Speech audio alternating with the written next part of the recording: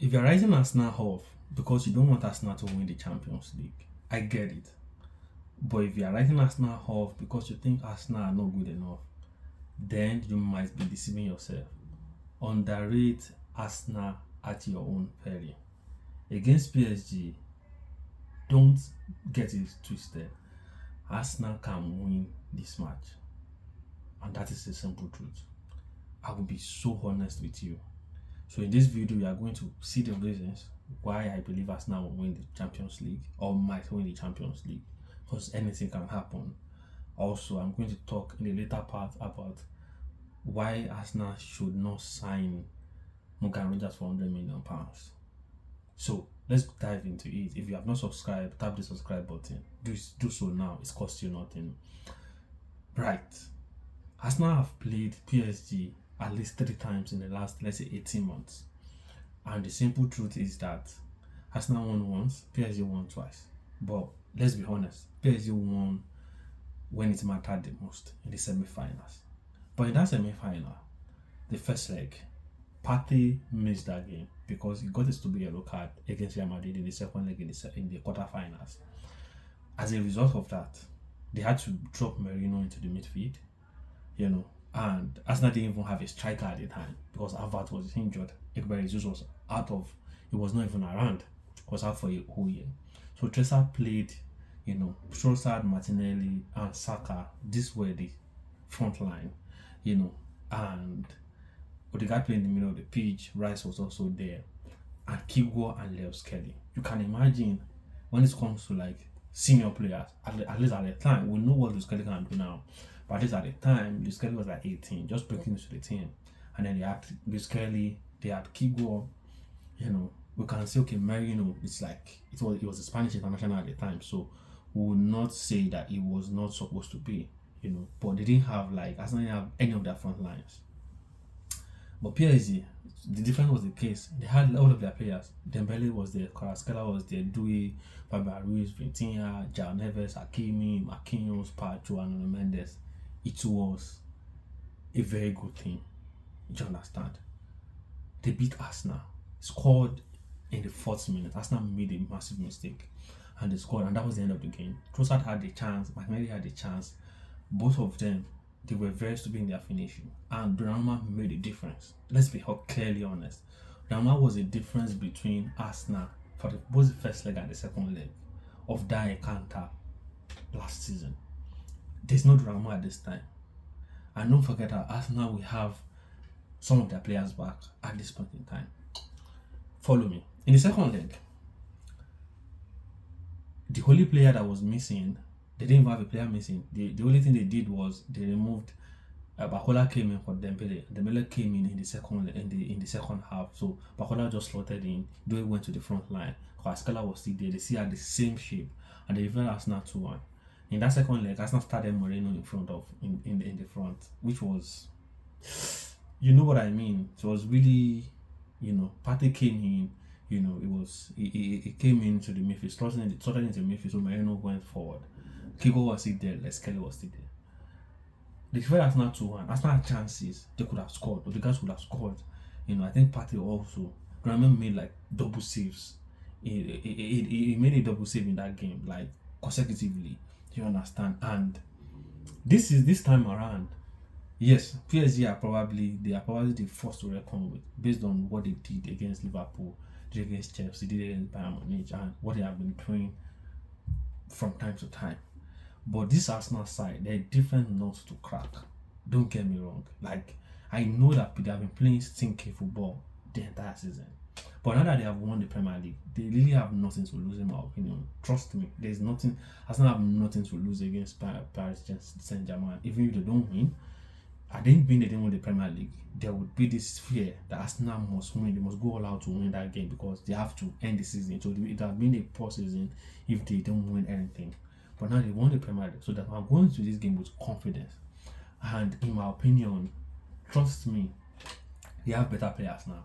Gabriel and Saliba will be here. The only player that is no choice during Timber, who will have to probably, we don't know how it's going to happen against Kvaratskhelia. We don't know whether Kvaratskhelia can actually do the job. We don't know. Nobody knows. You get what I mean? And don't forget, Calafiori is back also. Calafiori was not around last year. Nkape is around. So trust me, as much as it's looking like PSG will run away with it, Arsenal have the base of their defense. If Vitinha can actually make it back, it's going to be very difficult for PSG. And in the middle of the pitch, there's Rice. Kvaratskhelia has started playing with confidence, and I'm expecting to play because he plays forward.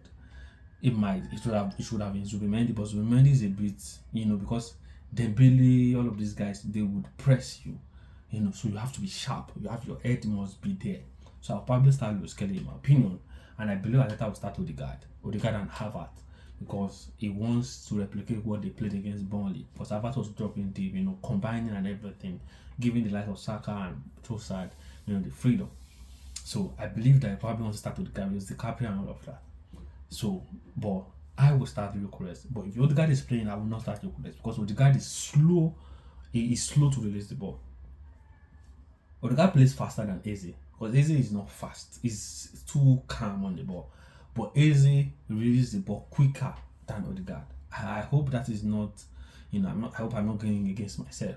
You understand? It's not sounding counterintuitive. But what I'm saying is that Odegaard holds on to the ball too much. He plays faster, but he holds on to the ball too long. But Eze plays slower, but when he sees the pass, he releases the ball quickly. He doesn't hold on to the ball a lot of times.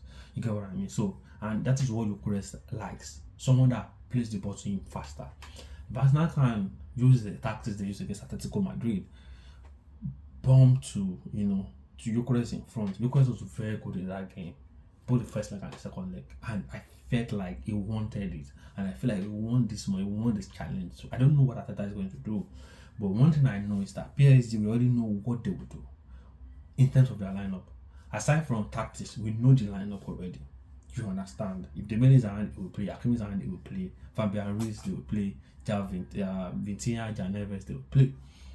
So now the only problem is we don't know the kind of tactics he will use. Just like the targeted Olise in the second leg against Bayern Munich, playing all the goal kicks to the side so that they will take Olise out of the game entirely. So anything can happen. But in terms of the lineup, we know exactly what to expect. And I believe Arteta can plan from here. From Arsenal, you don't know what you expect. You don't know whether Havertz will start on Gyökeres. You don't know whether Martinelli will start on Trossard. You don't know whether Eze will start on, or what's the name, or Odegaard. You don't know whether Musquera will start or Zubimendi. You don't know. You know whether Musquera will start or Timber. Whether Calafiori will start or Nkape. The only players that you know that will definitely start: Saliba, Gabriel, Raya, Rice. These are just, and Saka. These are just the 5 players that you are certain that okay, yes, they will play a public play. So Arsenal have an element of surprise for PSG, and if Arteta can play his games right, he might get something about PSG. Trust me. So don't underrate Arsenal. Don't write Arsenal off. Don't even try it. Last season in the second leg, Arsenal had 51% of possession. PSG had 49%. Don't get me wrong, they defeated Arsenal 2-1, but Arsenal played football. You understand? Don't expect Arsenal to have the same sort of possession this time because Arsenal will probably not come to attack. In the first leg, PSG had 51%, Arsenal have 49%. You understand? So there's a balance between both teams, and in my opinion, it's a game of last season, first leg, Arsenal had 10 attempts on goal. Arsenal didn't score. They were not clinical. That was what affected Arsenal. The shot on target were 5.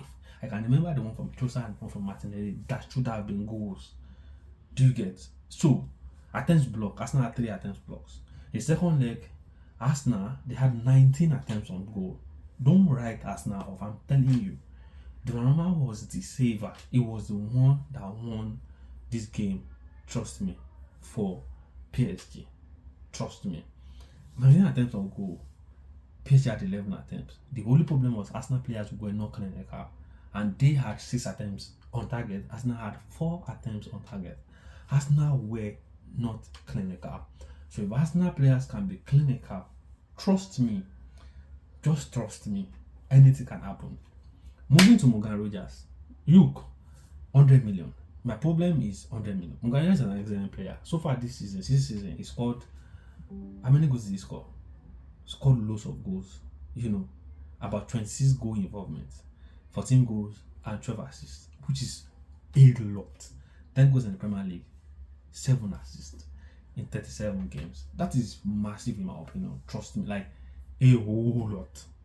So this is a guy that can actually score goals. He's not a midfielder or the number 10 who line breaking passes and all of like the Bruno Fernandes, De Bruyne, Ozzy, Fabregas, all of this. Like, no, he's a goal scoring number 10 and he can put in crosses. He can also play from the left wing. So it will be an excellent addition. He's a guy that I've been watching since Aston Villa last season. So it wasn't even about this season. I watched him last time. I was like, who is this guy? So far for Aston Villa, he has scored 31 goals, 29 assists in 125 games. That's like 60 goal involvement in what? In 125 games. That's like 1 goal involvement in like 2 games, which is massive for a number 10, not a striker. And he plays faster. You understand? The only problem I have is like the 100 million price tag. Trust me, players that have been 100 million over the years, only 2 players have actually warranted that price: Harry Kane and Declan Rice. Even when the Arsenal signed Declan Rice, I was not in support of the 100 million price tag because in my opinion, I was like, it's too much. Why? Why do you need to pay 100 million for a player like that? Although he has warranted it, and I believe that maybe Arsenal got him on the cheap. But you can see the likes of Caicedo, Enzo Fernandez, Fernandes, Isaac, all of these guys, they've not warranted that price. Trust me. So it should be on the high side. I just believe that instead of signing 1 player for 100 million, can get like 2 players, one for 70, a squad player for like 30. Just so if Mugabe is around 70, 75, I will get him, because of the English tax. You understand? Then the remaining 30 on the 8 or 25, add a bit of money to help your squad. You need to sign some other players, some other places. Some players need to go. Like in front of goal, personally, I'll sell Gabriel Jesus is going definitely. I will sell Havertz. That's my opinion. I know all the managers love him, but I just believe that it's too slow. Sort of his decision making are also bad. In my opinion, I will sell Madueke. It's not good enough. Trust me. So, but this video is not for that. My video is like Arsenal can make sure that they don't overspend so that they can have enough money, to also settle some other places in the squad. You need a left winger.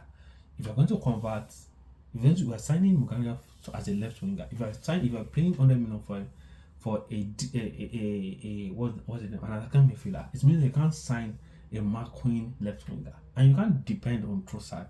Martinelli, you can still depend on because he's younger. Trossard would have been better if he was younger, but Martinelli is probably be the one that will stay because he can come off the bench, run and everything. So you probably say Trossard, and you need a McQueen signing for the left wing, not Martinelli.